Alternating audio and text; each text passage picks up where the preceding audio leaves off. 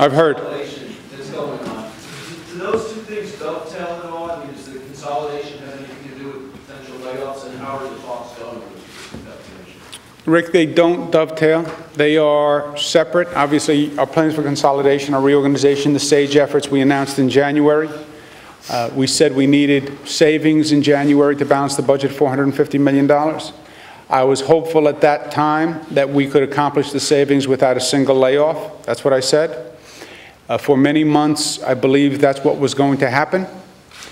The CSEA contract was the big hurdle, right? And then the agreement with the PEF leadership was the second biggest hurdle. So for many months, we believed we were going to accomplish just that. When the membership rejected the leadership's offer, I think that caught everyone by surprise, and we're still trying to work it out so there are no layoffs. So the consolidations, if you will, Rick, that is a separate track. That was a separate project, and it's not just about consolidations. Make the government work better. You know, money is part of this, but more than the money, it's also the service. Make it work better. So consolidations we talk about as an economic measure. It's also an efficiency measure. A lot of the more collaborations that we can draw among ourselves, among these operations, I think the better. I think it's true for the state. I spent 8 years in the federal government. It was certainly true in the federal government. Rather than running these individual silos, how do you cooperate and how do you form a dynamic synergy among the agencies? Governor, following up on that question, you've got no layoff provisions for CSEA. If that does happen in PEF, does that hamstring your ability to consolidate? I don't have no layoff provision with CSEA. Well, there's language in there That says, I'm not familiar with that language. it doesn't say no layoffs. It says, again, what we would hope even this year, we don't want to do layoffs. It doesn't say no layoffs. It says if situations change, if there are material changes, if there's a financial downturn, but it's not a no layoff pledge. But, Eric, that's in the future years. But my position is the same this year. I don't want to do layoffs. I never wanted to do layoffs. I needed the savings. Governor, you speak in the past tense. You believe that we wouldn't have to do layoffs. They're slated to start next week. As you said, conversations are ongoing. Can we avoid them, or is it split?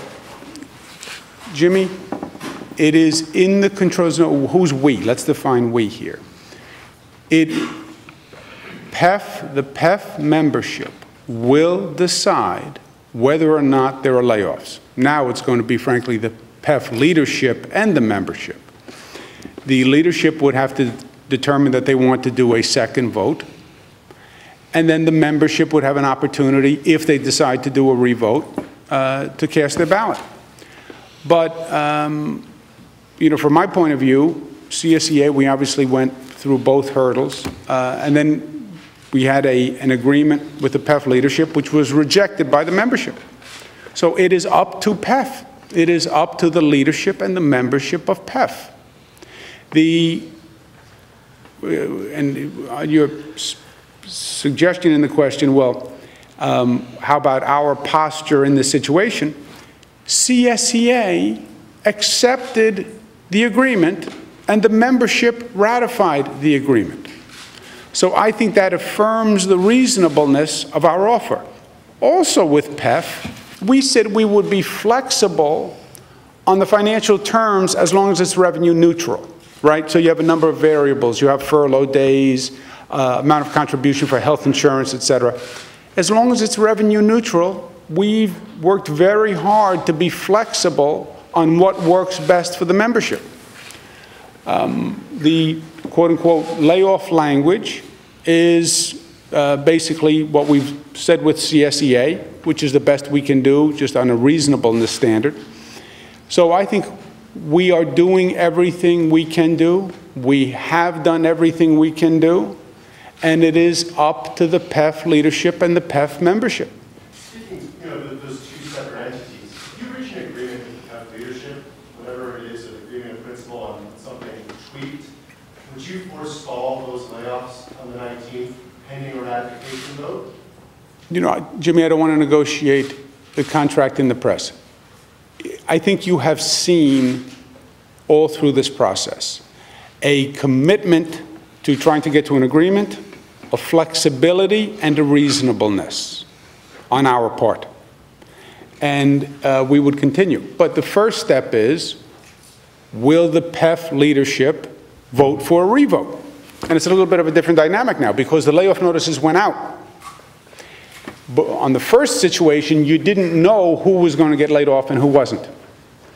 Now the layoff notices have gone out. So people have notice who's laid off, who's not laid off. And I don't know how that dynamic plays out.